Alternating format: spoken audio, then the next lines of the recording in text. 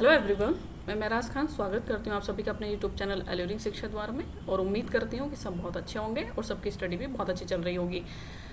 एक नोटिस आया है एमयू की तरफ से और उसमें उसने इंट्रोड्यूस किया है अपना 4 years integrated education program, ITEP, BA BEd and BSc BEd। ठीक है, तो आपके लिए बहुत अच्छी अपॉर्चुनिटी हो सकती है, गोल्डन अपॉर्चुनिटी साबित हो सकती है अगर आप इस मंथ में अच्छे से पढ़ाई कर लेते हैं, क्योंकि अभी बीएड का एंट्रेंस ऑलरेडी हो चुका है और फिर से ये फॉर्म आया है। अभी 1-2 मंथ पहले सारा प्रोसेस चल रहा था एडमिशन का, तो सारा एडमिशन जैसे ही कंप्लीट हुआ ये प्रोग्राम उसने लॉन्च कर दिया। तो मतलब जो बच्चे कुछ नंबर से चूक गए, उनका एडमिशन नहीं हो पाया और जो है वो बीए, या फिर कुछ बच्चों के साथ ऐसी भी प्रॉब्लम आई कि वो बीए फाइनल में थे या फिर ग्रेजुएशन फाइनल ईयर में थे और उनका फाइनल ईयर का रिजल्ट नहीं आने की वजह से उनको एडमिशन नहीं दिया गया, तो उनके लिए भी गोल्डन अपॉर्चुनिटी हो सकती है, क्योंकि उनकी प्रिपरेशन ऑलरेडी है, बस उनको रिवीजन करना है और एग्ज़ाम देना है। तो आपके लिए कैसे ये एक गोल्डन अपॉर्चुनिटी साबित हो सकती है इस टाइम अगर आप पढ़ लेते हैं, और आपको फॉर्म फिल करना चाहिए नहीं करना चाहिए, ये 4 साल का कोर्स है, आपको 2 साल का करना था, इस तरह के क्वेश्चन बहुत सारे हैं जो बच्चों के निकल के आए हैं। तो ये वीडियो उसी पर है, लास्ट तक देखेगा। मैं कोशिश करूँगी सारे डाउट क्लियर करने की। आपको मेजर सब्जेक्ट के साथ कौन सा सब्जेक्ट मिल सकता है और मतलब आपके लिए क्या हेल्पफुल हो सकता है, क्या पढ़ना चाहिए क्या नहीं पढ़ना चाहिए, ठीक है, कैसे आप सिलेक्शन ले सकते हैं, तो सारा इस वीडियो में बताने वाली हूँ, ध्यान से देखिएगा। तो ये आपको मैंने बता दिया 19 का ही नोटिस है, क्लियर। और इसमें जो है इसने 4 साल का जो है कोर्स लॉन्च किया है एमयू ने, ठीक है। अब इसमें हम एक एक चीज़ देख लेते हैं। मैंने अपने थंबनेल में भी लगाया कि कहीं खुशी कहीं गम, है ना, आपने देखा होगा। क्या खुशी है? खुशी तो इस बात की है, मुझे भी बहुत खुशी हुई इस चीज़ को देख के कि इसमें सीट जो है वो जैसे बीएड में होती हैं, जो 2 साल का प्रोग्राम होता है बीएड का जो कोर्स है, उसके बराबर यहाँ पर सीट हैं। आपने देखा होगा नोटिफिकेशन, अगर उसका पढ़ा होगा प्रोस्पेक्टस, उसमें भी 100 सीट हैं और इसमें भी 100 सीट है। तो आपके पास बहुत अच्छा मौका है, मैं बोलूँगी बहुत अच्छा मौका है कि आप इसमें फॉर्म फिल करिए और एंट्रेंस दीजिए, ठीक है। 100 सीट है और सारी कैंपस में है, आपको कोई सेंटर नहीं दिया जाएगा। अगर आपका सिलेक्शन होता है तो ये मेन कैंपस में आपको ये कोर्स कराया जाएगा, ठीक। अब क्वालिफाई एग्जाम ने अपनी जो है सब्जेक्ट वाइज अपना देख लीजिएगा, मुझे नहीं पता आपका सब्जेक्ट क्या है, तो अपने सब्जेक्ट के अकॉर्डिंग यहाँ पर सीट देख लीजिएगा।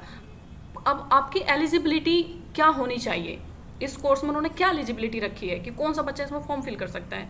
तो जिसने 12th कर लिया है और 12th में उसका 50% मार्क्स से कम नहीं होने चाहिए, कम से कम उसका 50% मार्क्स होना चाहिए 12th में, तो वो यहाँ पर फॉर्म फिल कर सकता है।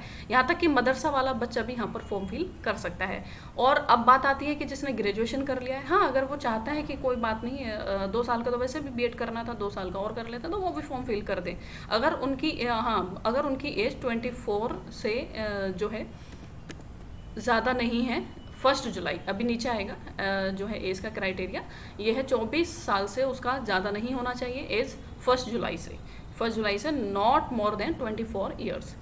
अगर मैं आपको बोलूँ कि आपको फॉर्म फिल करना चाहिए नहीं करना चाहिए, अगर आप 24 ईयर्स से कम के हैं तो आपको फॉर्म ज़रूर फिल करना चाहिए। क्यों?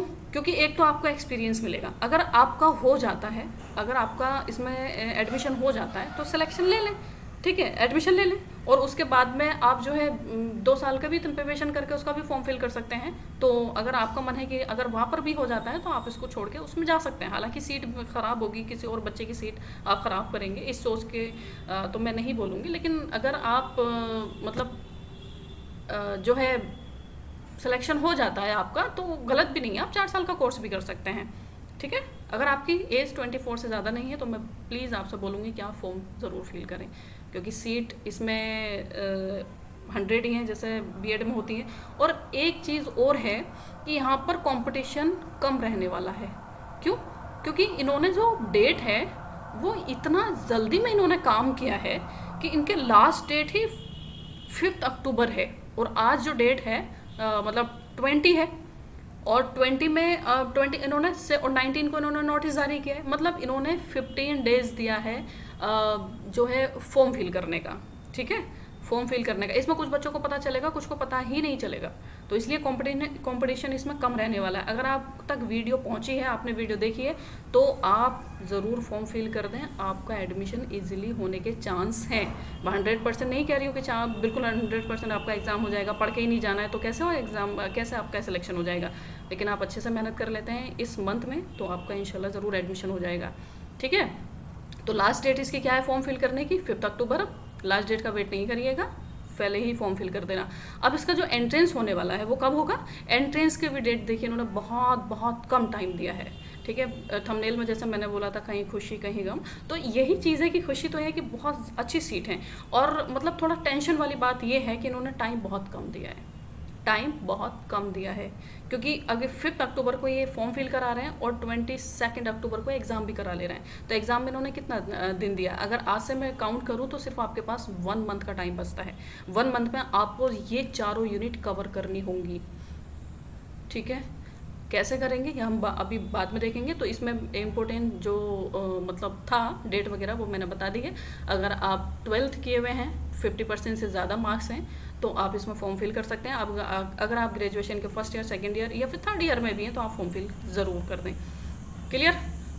चलिए, ये एलिजिबिलिटी हो गई, और हमने जो है डेट की बात कर ली। 5 अक्टूबर को लास्ट डेट है और फॉर्म फिल करने की, और 10 अक्टूबर मतलब 22 अक्टूबर को आपको जो है एग्ज़ाम करा लिया जाएगा। इसमें जो फ़ीस है फॉर्म फिल करने की वो 700 है, अगर आप 5 अक्टूबर तक करते हैं। फिर अगर आप किसी वजह से आप नहीं कर पाए, आपके पास ये वीडियो लेट पहुंची, आपको लेट पता चला, तो आप 10 अक्टूबर तक, अगर 10 अक्टूबर तक भी कर सकते हैं। लेकिन इसके लिए आपको लेट फीस देनी होगी। 700 में इन्होंने 300 ऐड कर दिया, तो ये 1000 में आपका फॉर्म फिल होगा। क्लियर? अब आते हैं हमें कि पढ़ना कैसे है। क्या जो बीएड होता है, जो 2 साल का जो बीएड होता है, उससे सिलेबस मैच करता है? हम बीएड का सिलेबस जो है पीवाईक्यू हमारी हेल्प कर सकता है?